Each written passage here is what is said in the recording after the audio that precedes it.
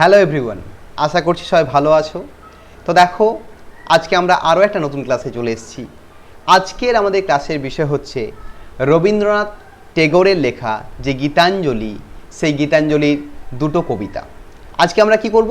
দুটো কবিতাকে পড়ব। তো দেখো, প্রথমে আমরা পড়ব গীতাঞ্জলি সং নাম্বার 23, মানে গীতাঞ্জলির 23 নাম্বার কবিতা। তারপর আমরা কি পড়ব? তারপর আমরা পড়ব গীতাঞ্জলি পোয়েম নাম্বার 28। তো প্রথমে আমরা 23 নাম্বার পোয়েমটাকে পড়ে নেব, তারপরে আমরা কি করব? 28 নাম্বার যে পোয়েমটা আছে সেটাকে শুরু করব। তো চলো, আজকের আমাদের ক্লাস যে গীতাঞ্জলির দুটো কবিতা, তার মধ্যে 23 সেটা শুরু করা যাক। এটা আমরা প্রথমে পড়ে নিই, তারপর আমরা সেকেন্ডে চলে যাব, ঠিক আছে?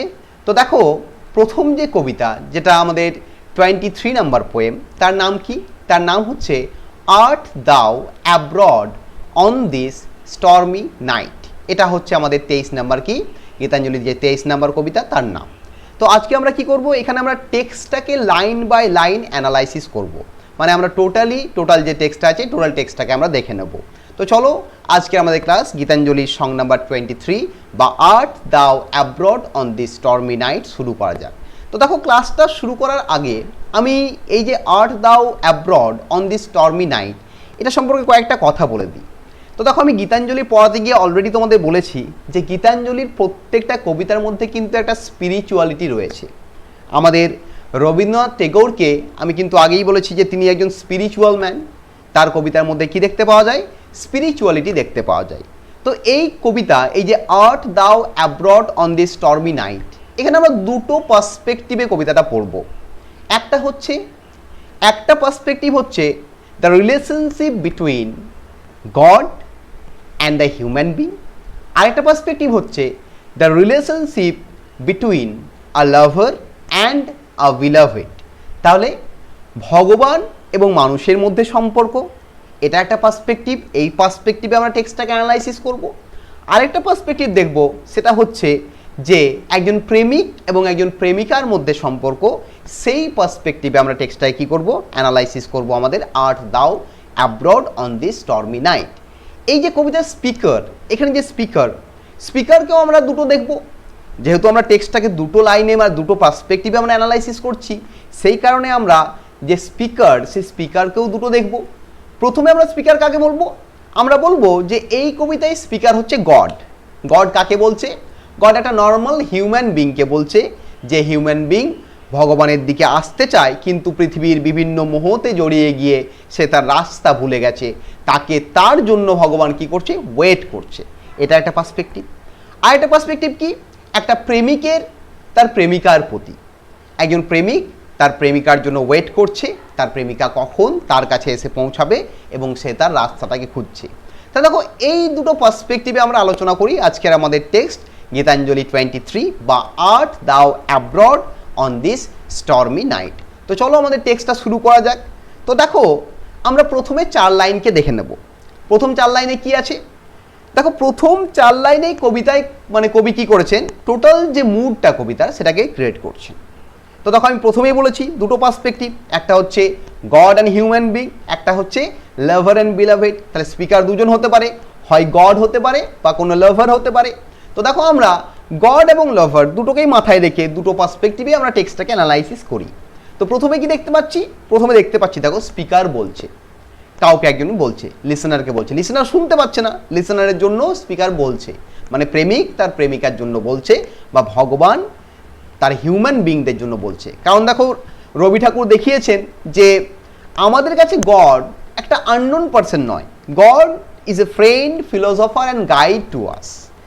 রবি ঠাকুর তার প্রত্যেকটা কবিতায় বারবার কিন্তু ভগবানকে বন্ধু হিসাবেই দেখেছেন, একজন প্রেমিকা হিসাবেই দেখেছেন, বা একজন প্রেমিক হিসাবেই দেখেছেন, বা একজন ভালোবাসার মানুষ হিসাবেই দেখেছেন। তো এখানেও কিন্তু সেই সেম থিমটা আমরা দেখতে পাচ্ছি। দেখো কিভাবে দেখতে পাচ্ছি, কি বলছে দেখো কবি। আর্ট দাও abroad on this stormy night on the journey of my love my friend. আচ্ছা বন্ধু, আমার প্রেমিক, তুমি তোমার এই জার্নির পথে, তোমার যে এই জার্নি, সেই জার্নিটা কি হতে পারে? লাইফের জার্নি হতে পারে, সেই জার্নিটা ভালোবাসার জার্নি হতে পারে। তো তুমি তোমার এই জার্নিতে তুমি কি কোনো এই ঝড়ের রাত্রে দূরে চলে গেছো? কোশ্চেন করছে কে গো? স্পিকার। তাহলে স্পিকারকে আমি প্রথমেই বলেছি, স্পিকার গড হিমসেলফ হতে পারে। গড তার বিলাভেড মানুষদের কোশ্চেন করছে, বা একজন প্রেমিক হতে পারে, সে তার প্রেমিকাকে কোশ্চেন করছে যে আমার ভালোবাসা, আমার বন্ধু, তুমি কি এই ঝড় জলের রাতে আমার থেকে দূরে হারিয়ে গেছো তোমার জার্নিতে? তুমি কি পথ ভুলে গেছো? The sky groans like one in despair. রাত্রির আকাশটা কি করছে? আর্তনাদ করছে। কেমন আর্তনাদ করছে? ঠিক যেমন যন্ত্রণাতে বা দুঃখতে কেউ আর্তনাদ করে। তাহলে কবি এখানে কি ইউজ করলেন? Simile, like one in despair. দুঃখ পেলে বা যন্ত্রণা পেলে যেমন কোনো ব্যক্তি যেমন আর্তনাদ করে, ঠিক সেই রকমই যেন আকাশটাও আর্তনাদ করছে। I have no sleep tonight. সেই কারণে আমিও আজকে সারা রাত ঘুমোতে পারছি না। তাহলে ভেবে দেখো, রবি ঠাকুর দেখাচ্ছেন যে গডের সাথে হিউম্যান বিংদের সম্পর্কটা কেমন হওয়া উচিত। গডও কিন্তু আমাদের নিয়ে চিন্তিত। আমরা ভগবানকে যতটা না বেশি ভালোবাসি, ভগবান আমাদের তার চেয়ে বেশি ভালোবাসেন। সেই কারণে যখন হিউম্যান বিংরা কোনো ঝঞ্ঝাটের মধ্যে পড়ে যায়, কোনো স্টর্মি নাইটের মধ্যে ফেঁসে যায়, তখন কিন্তু ভগবান বেশি চিন্তিত থাকে, ভগবানের ঘুম আসে না। আবার আরেকটা পার্সপেক্টিভ, একজন প্রেমিক তার প্রেমিকার জন্য ওয়েট করছে, তার প্রেমিকা ঝড় জলের রাত্রিতে বেরিয়েছে, সেই কারণে প্রেমিক চিন্তিত, প্রেমিক ঘুমোতে পারছে না। কার জন্য? তার প্রেমিকার জন্য। তাহলে কবি প্রথম 4 লাইনে কি বললেন? যে হে আমার বন্ধু, হে আমার প্রিয়তমা, তুমি কি তোমার চলার পথে আজকের এই ঝড় জলের রাত্রিতে কোনো দূরে চলে গেছো? আজকের আকাশটা প্রচণ্ড একটা ভয়ানক অ্যাটমসফিয়ার তৈরি করছে। আকাশটা যেন আর্তনাদ করছে। কেমন আর্তনাদ করছে? ঠিক যেমন দুঃখ পেলে বা যন্ত্রণা পেলে কেউ আর্তনাদ করে, সেরকম। সেই কারণে আজ আমার ঘুম আসছে না। নেক্সট দেখো, নেক্সট আমরা দেখতে পাচ্ছি, দেখো নেক্সট 4 লাইনে, ever and again I open my door and look out on the darkness my friend. তাহলে দেখো ভগবান কি করছে। ভগবান আমাদেরকে বন্ধুর মতো ট্রিট করে। ভগবান বলছে, হে বন্ধু, তুমি বাইরে আছো, তুমি তোমার পথ হারিয়ে ফেলেছো ঝড় জলের রাত্রিতে, সেই কারণে তোমার জন্য আমি চিন্তিত। সেই কারণে আমি কি করছি? বারবার আমি আমার দরজার কাছে যাচ্ছি, দরজা খুলছি আর বাইরের দিকে তাকিয়ে দেখছি অন্ধকারে তুমি আসছো কিনা। ভেবে দেখো, দিস ইজ টেগর। এটাই হচ্ছে ঠাকুর, রবীন্দ্রনাথ ঠাকুর। কত সুন্দর একটা সম্পর্ক। তিনি গডের সাথে হিউম্যান বিংয়ের যে সম্পর্কটা, কত সুন্দরভাবে একটা বন্ধুর সাথে আর একটা বন্ধুর সম্পর্ক, বা একটা প্রেমিকার সাথে তার প্রেমিকের সম্পর্ক, বা দুটো ভালোবাসার মানুষের সম্পর্কের মতো দেখিয়েছে। কখনোই কিন্তু ভগবান যে আলাদা একটা জিনিস সেইভাবে দেখাননি। তিনি বুঝিয়েছেন, ঠাকুর বুঝিয়েছেন, কি বুঝিয়েছেন? যে ভগবান আমাদের বন্ধু। He is not an alien. তিনি কোনো এলিয়েন নন। তিনি কোনো মহাকাশে থাকেন না, ওপর থেকে তিনি আমাদের অবজার্ভ করেন না। তিনিও আমাদের বন্ধুর মতোই আমাদের লক্ষ্য করেন। সেই কারণে কবি বলছেন যে তিনি চিন্তিত, তিনি চিন্তায় বারবার কি করছেন? দরজা খুলে বাইরের দিকে তাকিয়ে দেখছেন। ঠিক যেমন কোনো প্রেমিক তার প্রেমিকার জন্য বারবার দেখে অন্ধকারে আসছে কিনা সে চিন্তিত হয়ে। I can see nothing before me. I wonder where lies the path, কিন্তু আমি দরজা খুলে আমি কিছুই দেখতে পাচ্ছি না, আমি বুঝতে পাচ্ছি না যে তুমি কোন পথে গেছো বা তুমি কোন রাস্তায় চলে গেছো, সেটা আমি বুঝতে পাচ্ছি না।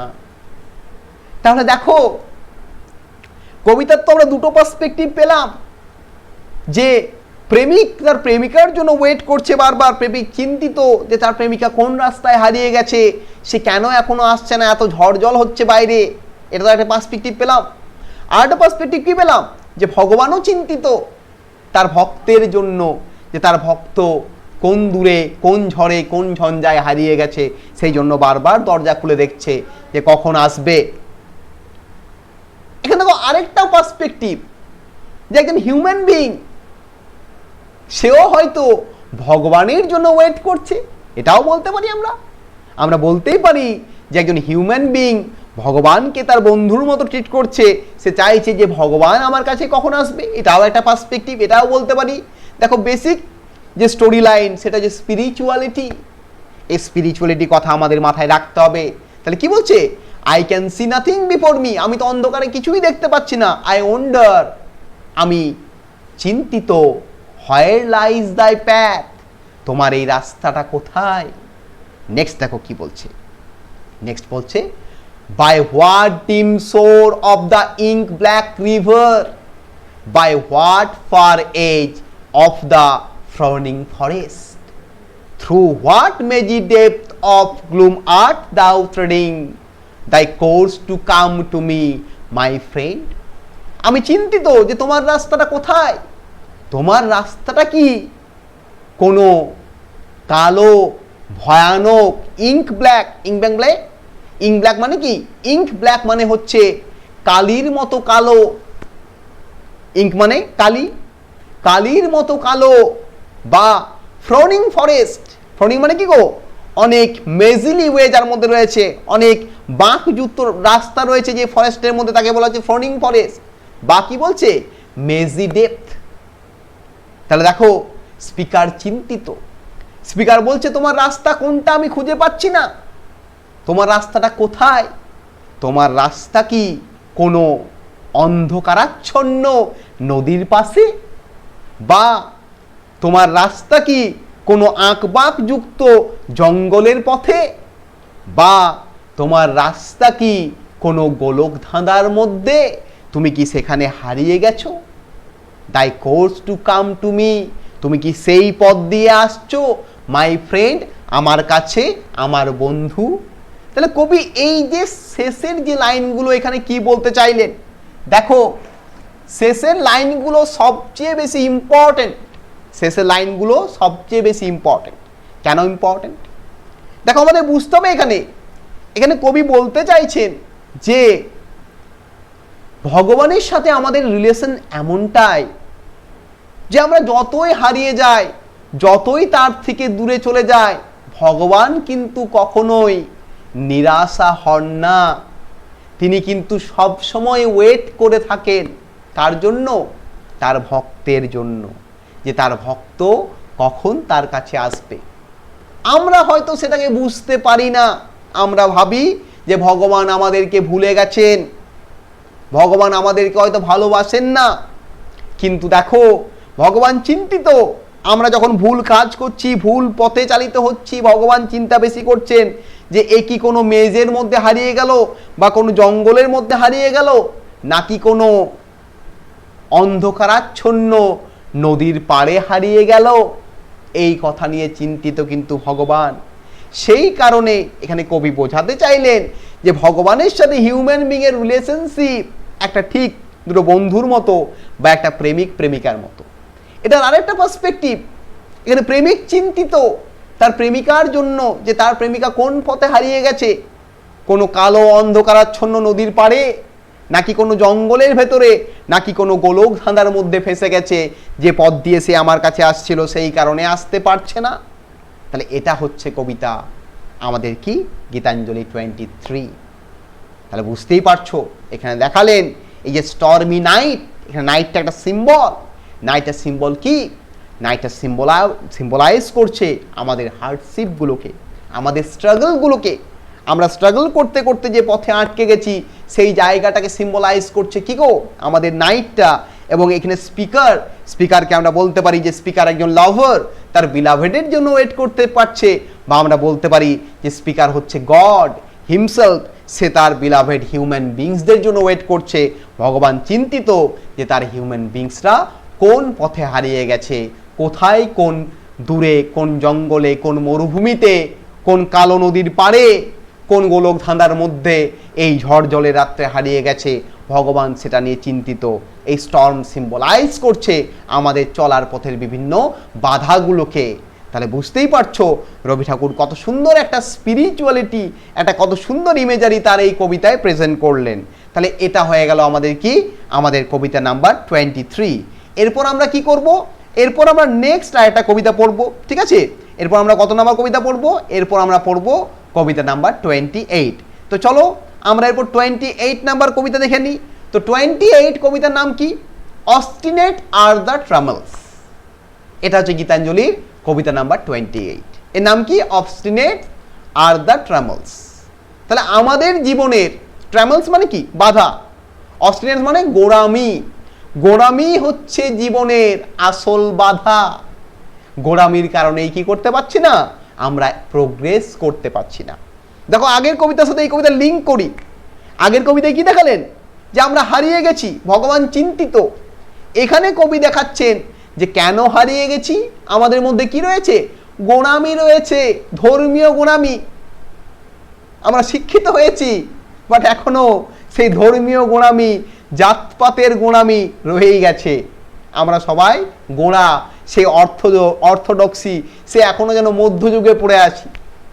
তাহলে কবি দেখো আগের কবিতা দেখালেন 23 নম্বরে, যেন আমরা স্টর্মি নাইটে হারিয়ে গেছি, ভগবান চিন্তিত, প্রেমিকা হারিয়ে গেছে, প্রেমিক চিন্তিত। এখানে বলছেন যে কেন হারিয়ে গেছি, অবস্টিনেটস। অবস্টিনেটস মানে কি, অবস্টিনেট মানে হচ্ছে গোড়ামি, অর্থোডক্সি, স্টাবন, আমাদের একরোখামি, সেটাই হচ্ছে ট্রামেলস, সেটাই হচ্ছে বাধা। তা দেখো এটাকে আমরা অ্যানালাইসিস করি। এখানে স্পিকারকে, এখানে স্পিকার হচ্ছে একটা হিউম্যান বিং বা কবি নিজে। দেখো এই যে টোটাল গীতাঞ্জলি, গীতাঞ্জলি মানেই আমি আগে বলেছি সং অফারিংস বা সংস অফারিং। এখানে কবি কি করছেন, গীতের অঞ্জলি দিচ্ছেন, মানে গানের অঞ্জলি দিচ্ছেন। তো চলো আমরা দেখে নিই অবস্টিনেটস আর দ্য ট্রামেলসে কি বলছেন কবি। তো দেখো কি বলছেন, অবস্টিনেটস আর দ্য ট্রামেলস, গোড়ামি বা একরকমই হচ্ছে জীবনে এগিয়ে চলার পথে প্রধান বাধা। But my heart achieves when I try to break them. কিন্তু আমি চেষ্টা করেছি সেগুলোকে বারবার ভেঙে ফেলার, কিন্তু যখনই ভাঙতে গেছি যেন আমার হৃদয়ে আমি ব্যথা পেয়েছি, যেন আমার হৃদয়ে আমি ব্যথা পেয়েছি, যেন আমি ভাঙতে পারিনি, ভাঙতে গিয়েও যেন কোথাও যেন আমি একটা আটকে গেছি। দেখবে আমরা শহরে সহজে কুসংস্কার ছাড়তে পারি না। বিড়াল রাস্তা দিয়ে পেরিয়ে গেল, তুমি বাইক নিয়ে যাচ্ছ, তুমি কি করবে, যতই শিক্ষিত হও তুমি ব্রেক মেরে দাঁড়িয়ে যাবে ভয়, যে না বাবা বিড়াল পেরিয়ে গেল, তাই তো। এই যে গোড়ামি আরো অনেক রকম গোড়ামি, ভেবে দেখবে সেগুলো ছাড়ার চেষ্টা করলেও, ব্রেক করার চেষ্টা করলেও মন যেন তোমাকে ব্রেক করতে দেয় না, মনের মধ্যে যেন বসে থাকে।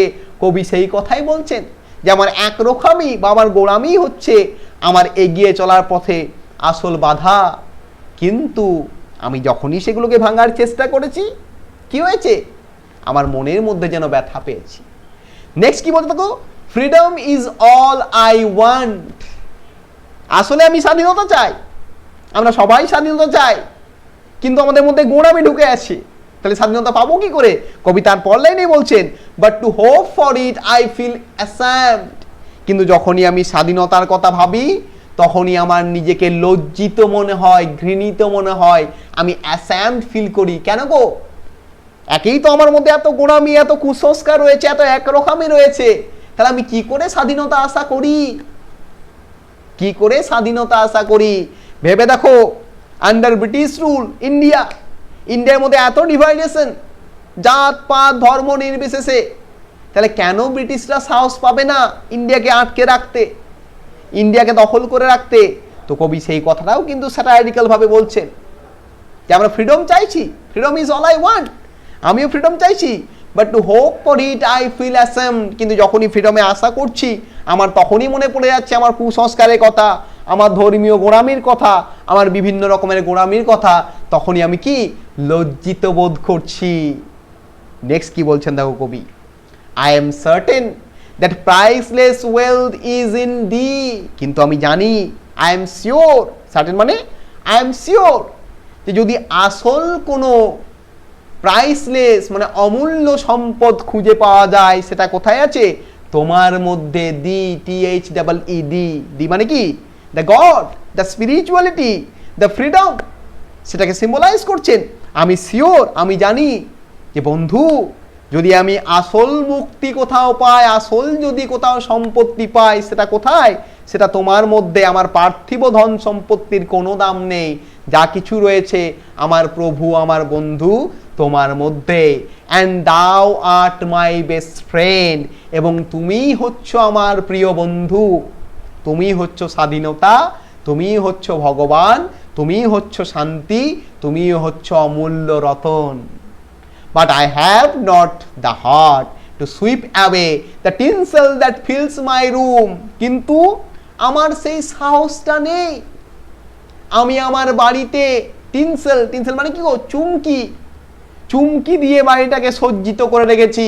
আমি চুমকির আলোকে দেখে ভাবছি হয়তো নক্ষত্র রয়েছে, কিন্তু আসল নক্ষত্রের আলোকে আমি কি করছি? ইগনোর করে যাচ্ছি। সেই কারণে আমার মধ্যে সেই সাহসিকতা নেই।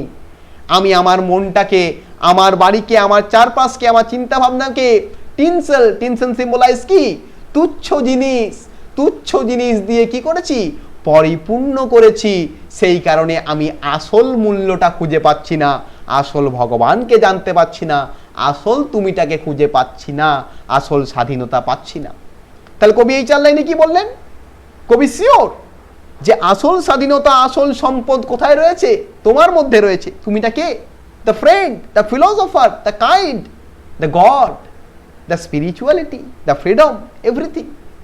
কিন্তু কবি সেখানে যেতে পাচ্ছেন না। কেন পাচ্ছেন না? কারণ কবি যখনই যাওয়ার চেষ্টা করছেন, কবির মনের মধ্যে সেই সাহসিকতা নেই। কারণ কবি তার চিন্তা ভাবনা, তার পারিপার্শ্বিক সিচুয়েশন সব কিছুকে কি দিয়ে পরিপূর্ণ করে রেখেছেন? টিনসেল দিয়ে, তুচ্ছ জিনিস দিয়ে, কুসংস্কার দিয়ে, অর্থোডক্সি দিয়ে। এটা দেখো কবি সিম্বলাইজ করছেন তার মাধ্যমে, স্পিকারের মাধ্যমে কি? এভরি হিউম্যান বিংকে, আমরা যে এত গোঁড়ামি, এত সব কিছুতে পরিপূর্ণ হয়ে রয়েছি, সেটাকেই বোঝাচ্ছেন। নেক্সট কি বলছেন দেখো, the shroud that covers me is a shroud of dust and death. আমাকে যে মেঘ, শ্রাউড মানে কি গো? শ্রাউড মানে হচ্ছে পর্দা, কাফন। আমাকে যে কাফন, আমাকে যে পর্দা ঢাকা দিয়ে রেখেছে বা আবৃত করে রেখেছে, সেটা কেমন পর্দা গো? Shroud of dust and death, ধুলোবালি, মৃত চিন্তা ভাবনার পর্দায় আবৃত হয়ে আছে আমি। সেই পর্দাকে আমি কি করতে পারছি না? সরাতে পারছি না। অর্থোডক্সি, গোঁড়ামি, পুরনো চিন্তা ভাবনা, মধ্যযুগীয় চিন্তা ভাবনা, যত রাজ্যের রিলিজিয়াস ভুলভাল ফেথ, সেই সব আমাকে কি করেছে? ধরে রেখেছে, কুসংস্কার ধরে রেখেছে। আই হেট ইট, আমি এগুলোকে ঘৃণা করি। Yet hug it in love, কিন্তু আবার এগুলোকে আঁকড়ে ধরে বেঁচে আছি ভালোবেসে। দেখো আমরা সবাই জানি ধর্মীয় ভেদাভেদ রাখা উচিত নয়, কিন্তু আমরা সবাই ধর্মকে আঁকড়ে ধরে বসে আছি। আমি হিন্দু, আমি মুসলিম, আমরা গর্ববোধ করি এটা বলতে, তাই তো? তা দেখো আই হেট ইট, আমি ঘৃণা করি এটা। আমি জানি সত্যটা, যে ধর্মীয় ভেদাভেদ রাখা উচিত নয়, জাতিগত ভেদাভেদ রাখা উচিত নয়, কিন্তু তাও আমরা কি করেছি? এগুলোকে আগলে ধরে বসে আছি। আমরা এতটাই অর্থোডক্স, এতটাই অবস্টিনেট। মাই ডেটস আর রাজ, সেই কারণে দিনের পর দিন আমার ঋণ বেড়েই যাচ্ছে। মাই ফেলিওরস গ্রেট, আমি দিনের পর আরো ব্যর্থ হয়ে যাচ্ছি। মাই সেম সিক্রেট অ্যান্ড হেভি, আমার লজ্জাটা দিনের পর দিন আরো বাড়তে শুরু করেছে, এবং আরো ভেতরে আমি লজ্জিত বোধ করছি। Yet when I come to ask for my good, সেই কারণে যখনই আমি ভালো কিছু খোঁজার চেষ্টা করি আমার লাইফে, I quake in fear lest my prayer be granted, আমি ভয়ে স্তম্ভিত হয়ে যাই যে আমার প্রার্থনা কি তোমার কাছে গ্রহণ হবে? কারণ আমি তো লোকটাই ভালো নই। আমি বুঝি সবই, যে ধর্মীয় ভেদাভেদ, জাতি ভেদাভেদ, বর্ণ ভেদাভেদ, কুসংস্কার, গোঁড়ামি, অর্থোডক্সি রাখা উচিত নয়, তাও আমি সেগুলোকে আগলে ধরে বেঁচে আছি, তাও সেগুলোকে নিয়ে বড় হওয়ার চেষ্টা করছি। সেই কারণে আমি মাঝে মাঝে ভাবি যে আমি যখন আমার ভালো কিছু খুঁজি, আমি যখন স্বাধীনতা খুঁজি, আমি যখন তোমার কাছে যেতে চাই, আমি মাঝে মাঝে ভাবি, হে প্রভু, আমার মধ্যে তো এত দোষ, এত অপরাধ, এত ফেলিওর, এত ঘৃণা, এত সব কিছু রয়েছে আমার মধ্যে, তুমি কি আমায় গ্রহণ করবে? আমি সেটাই মাঝে মাঝে ভাবি। সেই ভেবেই আমি চিন্তিত থাকি, আমি ভয়ে স্তম্ভিত হয়ে যাই, আমি ভয়ে কম্পিত হয়ে যাই যে আমার প্রার্থনাগুলো তুমি গ্রহণ করবে তো। তা দেখো আগের কবিতার সাথে লিঙ্কটা দেখো। আগের কবিতায় কি দেখলাম আমরা? আগের কবিতায় আমরা দেখলাম যে আমাদের স্পিকার, মানে স্পিকারকে আমরা গড হিসাবে দেখলাম, গড খুঁজে বেড়াচ্ছেন যে তার মনের মানুষ, মানে তার ভালোবাসার মানুষ, মানে হিউম্যান বিংরা কোথায় চলে গেছে। এখানে দেখো চলে যাওয়ার কারণটা কি? আমরা দূরে চলে এসেছি কেন? আমাদের মধ্যে রাগ, ঘৃণা, হিংসা, ভেদাভেদ, গোঁড়ামি, কুসংস্কার এইসবে আচ্ছন্ন হয়ে আছে। সেই কারণেই কিন্তু আমরা আসল স্বাধীনতা, আসল ভগবানকে খুঁজে পাচ্ছি না। তাহলে দেখো বেসিক্যালি আজকের দুটো ক্লাস আমি এখানেই শেষ করছি। যদি ক্লাস সম্পর্কে তোমাদের কোনো প্রশ্ন থাকে, যদি কোনো জায়গায় বুঝতে অসুবিধা হয়ে থাকে, তাহলে অবশ্যই আমাকে জানিও। আমি চেষ্টা করব অ্যাজ সুন অ্যাজ পসিবল সেগুলোকে ক্লিয়ার করে দেওয়ার। আর ক্লাস কেমন লাগলো সেটা অবশ্যই জানিও। ভালো লাগলে জানাবে ভালো লেগেছে, আর খারাপ লাগলে জানাবে খারাপ লেগেছে। তাহলে আমি চেষ্টা করব নিজেকে আরও ইমপ্রুভ করার। তো চলো ক্লাস এখানেই শেষ করছি। সবাই ভালো থেকো, সবাই আনন্দে থেকো, সবাই হ্যাপি থেকো, সবাই হেলদি থেকো। God is always with you. Tata.